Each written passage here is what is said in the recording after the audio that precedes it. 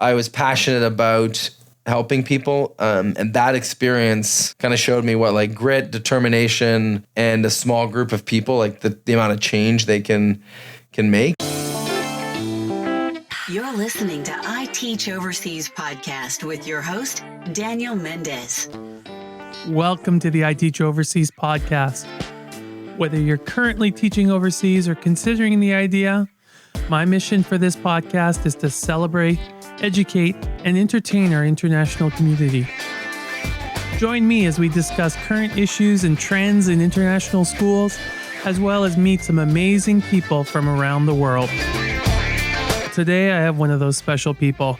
My guest today is Justin Bedard from the Jump Foundation. If you've been in international schools for a while, you've probably met Justin or his team organizing and empowering students to become community leaders, realize their passions, and reach their potential. We met up in Shanghai in October, and I was able to interview him about his humble beginnings in Africa, how Jump came to be, and the impact it has had in the lives of our international students. You can find links to websites or information mentioned in the podcast by going to iTeachOverseas.com/102. I hope you enjoy listening to his story as much as I enjoyed interviewing him. And maybe, just maybe, there is someone out there listening who can help Justin and the Jump Foundation realize their vision for learning in international schools. Before we begin the interview, here's the episode's iTeachOverseas tip. This tip comes from Leslie Henry, the elementary library media specialist from Jakarta Intercultural School in Indonesia. Before traveling with toddlers or preschoolers on long-haul flights, prepare a tiny gift for every hour you're in flight. These simple, small gifts can be a new stuffed animal, coloring, Play-Doh, simple puzzles, or craft items you can work together to complete. These gift-wrapped gems, gift wrapping is optional but highly encouraged, are simple ways to pass time. It will also help build anticipation in your child, which can lead to some interesting conversations. You can find links to ideas in today's show notes. If you have an iTeachOverseas tip to share on this show, go to iTeachOverseas.com or send me an email at info@iTeachOverseas.com.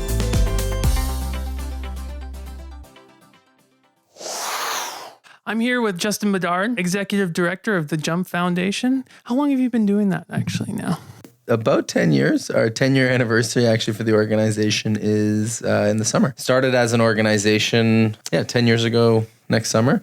And we've been existing as a program and a volunteer initiative for a couple years before that. All told, probably about 11 years, but about 10 years full time. Well, welcome to the iTeachOverseas podcast. I'm super excited because I've been a part of professional development as both a teacher and then watched as students in my international school have experienced the enthusiasm, the leadership skills that they have learned. Thank you for agreeing to be on the podcast. Pleasure. Absolute pleasure to be here as well. So I'd love to hear your story because you're really a third culture kid. Tell us a little bit about your upbringing and where you ended up. So I was born in Eastern Africa in Lilongwe, Malawi, and my dad was in international development, primarily agricultural development, and my mom started schools wherever we were, either from our house or she worked with other people to start schools. So she's a Montessori school teacher. So education is part of my blood, but it was also part of my experience, and specifically international education. My parents, when we got to Jakarta after Malawi, they saw a need for an international school there. So they actually are founding members of the Jakarta International School. So Jakarta is in Indonesia and in Central Java. Yeah, they started a small international school there that we attended for 5 years. And then we moved up to Beijing, China, and I was a student at International School of Beijing. Yeah, and so I got to live the international life and also got to go through, the challenging experience of moving from one culture to another culture and also adapting learning styles to different pressures of international schools. There's a lot of families that are worried that their children will not have roots anywhere. Roots, I think, as a third culture kid, it's not that they're not as deep, it's that they're, I think, more. You have more of them. So my roots are definitely, I would say, in Asia. I feel most at home. I feel most grounded. And one of the things I say about growing up as an international school kid, it's difficult for me to go to a major country in the world or a major city in the world and not know somebody that can host me so I can stay at their house, or can take me out to dinner, or can show me something local. And that can be someone that I may know from my work with international schools around the world, or it may be a kid that I played baseball with, or a kid that was in my calculus class. Very good perspective there. So tell me, how did you become a founding member of JUMP? Yeah, great question. A little bit of a backstory is when I was in university, I did a degree in international development. The title was Macroeconomic Policy and Administrative Change is actually my degree title. But what that means is like... Sounds very stimulating. Yeah, well, actually it was. I loved it. But it's basically about how do you build a nonprofit and different models for nonprofit governance. And out of that, I combined my passion for guiding and being in the wilderness with this theory and pedagogy around international development. And my thesis for my undergraduate was I wrote a business plan for an outdoor education center in Beijing that would serve the international schools in Beijing, generate revenue through that, and then fund programs for underserved youth. So it'd be a social enterprise. And that was my final product of my undergraduate. And in the Christmas break, the winter break between my last semester, I went back to Beijing to visit my parents who were still living there.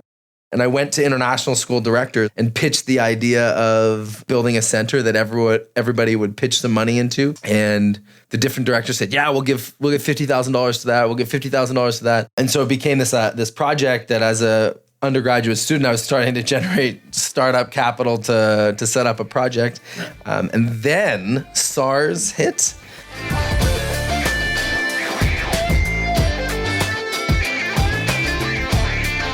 I really hope you're enjoying this episode of I Teach Overseas. Let me know what you think by going to iTeachOverseas.com.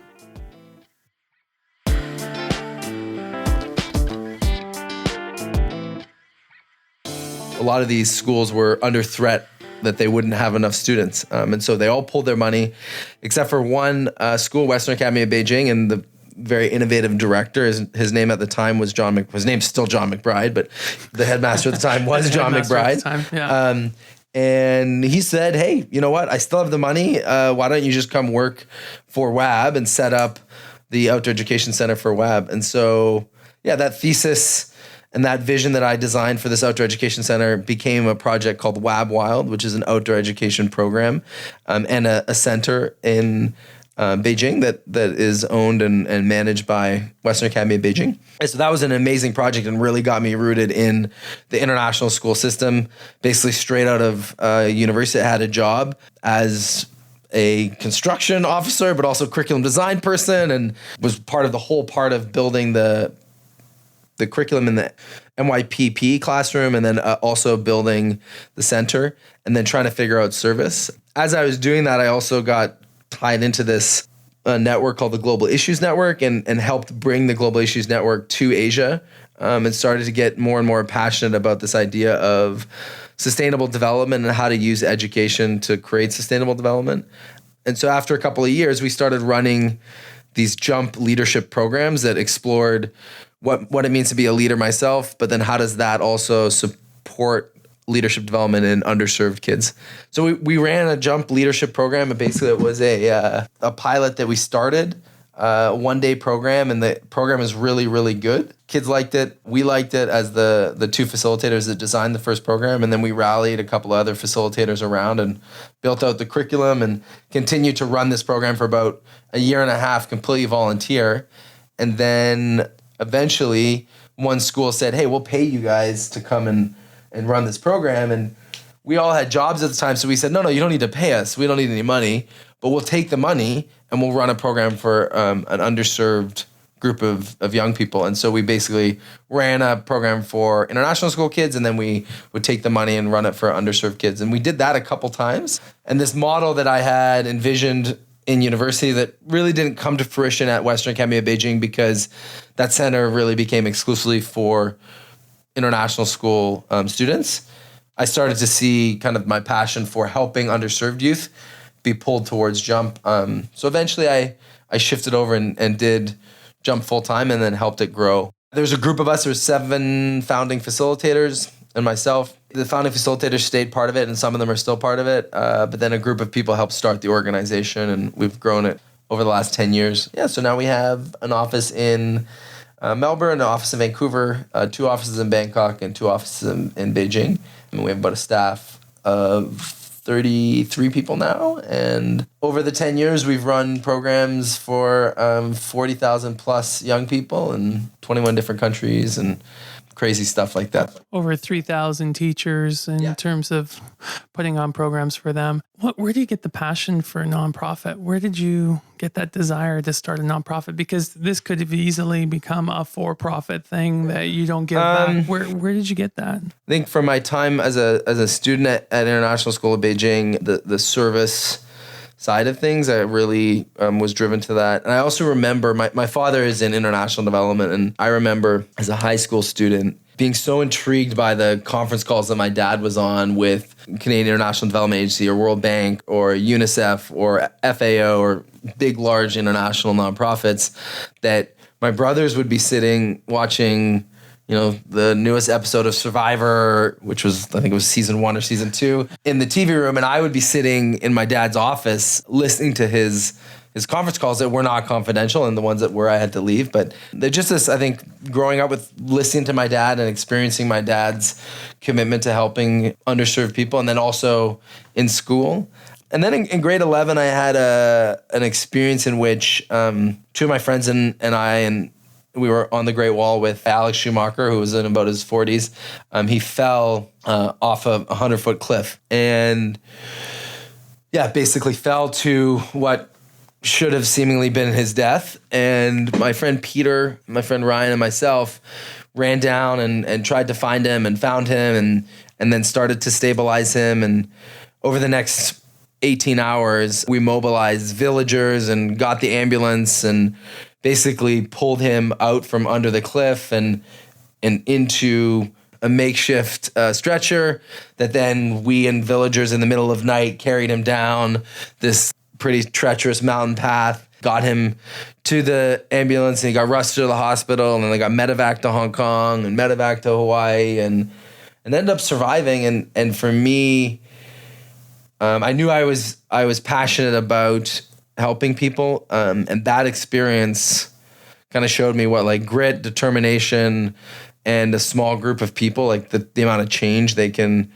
make. Alex is actually one of those individuals in the world that helps people as well. He works for the Canadian International Development Agency. So we saved his life, and then he's able to continue to do a lot of powerful work. And so I think the lesson for me was, if we can help one person and get one person education, or get one person through antiretrovirals, or we can get maternal health to one person or to one community, the potential for that person to then create impact further down the line, grows and grows and grows. So that's part of the social side of things. And I just love helping people in whatever realm of my life. It's kind of been something that's makes me feel good about myself. I like it. It's fun. But then the other side is how do you do that in a sustainable way? And so one of the commitments we've made with Jump is that we're not a nonprofit that depends on fundraising, and we're not a nonprofit that depends on donations.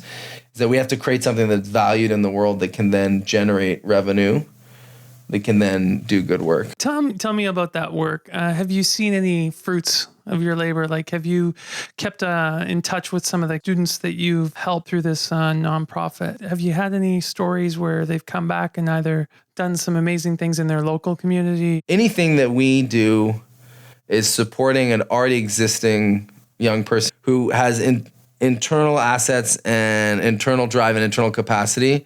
And we're giving them some tools, but anything that they do and they achieve is really based off of what they wanted to do. And we talk about opening opportunity and opening potential, but that internal strength and desire, assets that they have drive things forward. So the stories that I tell are not me saying, oh, Jump did this, but basically after our program, some people moved on. Now, was it a direct function of our program or not? That's hard to tell. But I mean, one of my favorite stories is a young woman named Lamia who was at American Community School in Abu Dhabi. She was part of the Global Issues Network that I mentioned earlier, and she started going through figuring out how to bring global issues into their school and be part of that. And she went through one of our leadership training programs. And in running that leadership training program, one of our facilitators came from a project in Haiti that we partner with, which is a youth development project in Haiti. And that facilitator talked to Lamia and connected Lamia to some of the challenges that were being faced in Haiti following the earthquake. Lamia got kind of really interested, and from Abu Dhabi, she decided, hey, I'm going to go to Haiti next summer and see what I can do to help them out. And so Lamia went to Haiti and experienced what the challenges were, and that was through the network of Jump. Then she came back to Abu Dhabi and she decided that she wanted to start her own nonprofit. And she started a nonprofit that supports education and builds schools in Haiti, generating revenue and funds from the Middle East, and then takes them to Haiti. And she has built a number of schools, continues to support and go back every summer. And she graduated, and now she's in university and still doing the same stuff from the US. Is that a product of Jump? I mean, I think it's a product of Jump's network, and there's now a nonprofit that's running and building schools. Now, is Jump's brand on that?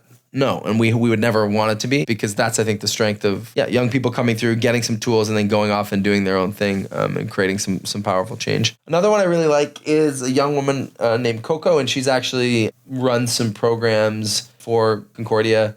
She was one of the facilitators on a trip last week, and she started her Jump journey as a participant in one of our Jump development programs. So these are the programs for underserved and under-resourced youth from underserved and under-resourced communities. And so she was in Beijing and she got a scholarship to come to one of our leadership programs. And it opened up this exploration of self and personal development and leadership that she really enjoyed. So then she said, I would like to volunteer. And so she volunteered for 3 months with us, showed her commitment, and eventually she became a program officer, and then she became a program manager. And we flew her to Germany to do a professional development there. And then we flew her to Indonesia to be part of one of our leadership programs there. And she's worked throughout the organization and built her capacity as a facilitator. And now she's one of our top program managers on our China team. And so, we have stories of growth and impact that we create with students, but we also have stories of growth and impact that we create through people who work with us, or the communities we work with, or the nonprofits that we partner with. That's awesome. Where do you want Jump to go in 5 years from now? Where do you want it to be? I think very relevant to this podcast is we talk, and it's, again, not just me, but our organization and the board and the team and the staff and the champions of the organization. We see Jump as a medium and a method to innovating education. And so what we would like to see is an actual school that is built that honestly is using a lot of the best practice that we've seen in the 50 plus schools that we've worked with around the world from different cultures. Oh, that's a really great program that we want to bring into our media lab, or that's a really great program, a maker space that we want to create, or that's a great way to engage in year 7 English, or that's a great way to engage in grade 10 biology in an experiential and innovative way. We would like to see a school be created that becomes a hub for innovation, and specifically within international education, and looking at how that can be replicated in different schools around the world. And then also on that side is making the core premise of the social enterprise is to generate opportunity for under-resourced and underserved youth to have access, opportunity to innovative education, personal development opportunities, leadership capacity building, and the access to resources to fulfill their potential and creating impact in their communities and in the world. So part of that is generating funds to support that impact. And so in the future, we would like Jump to be a really robust financial structure that can fund a lot of important work with underserved and under-resourced young people. So where can international schools and other people listening to this podcast contact you? How can they get a hold of you? Number one, check out our website, jumpfoundation.org. And that's a great resource. Our Facebook page is also great. Our Instagram, all great resources to take a look at what we're doing. And I think talk to most people within the International School Network have some sort of connection to us. So talking to people and colleagues in your school that have connected to a Jump program or connected to the organization before, and ask them what they think of it and how it's helped them. If you go to our website, there's open source resources and activities that you can use and play around with and check out. And I think that's the best way to engage with us, is to take some of our games and activities and see if they work in your classroom. And, oh yeah, this is something I'd like to do. And this is something I think could be powerful to do in a deeper way. And then obviously you send an email to anyone in the organization. The emails are all on the website, and we set up a conversation and go from there. Well, thank you very much. I found your story very fascinating and motivating. Thank you. Thank you for what you do for kids, for international schools. And I just wanted to take a moment to thank you for all that. Yeah, my pleasure. Thanks for having me on. I'm Daniel Mendez from iTeachOverseas podcast. Thanks for listening.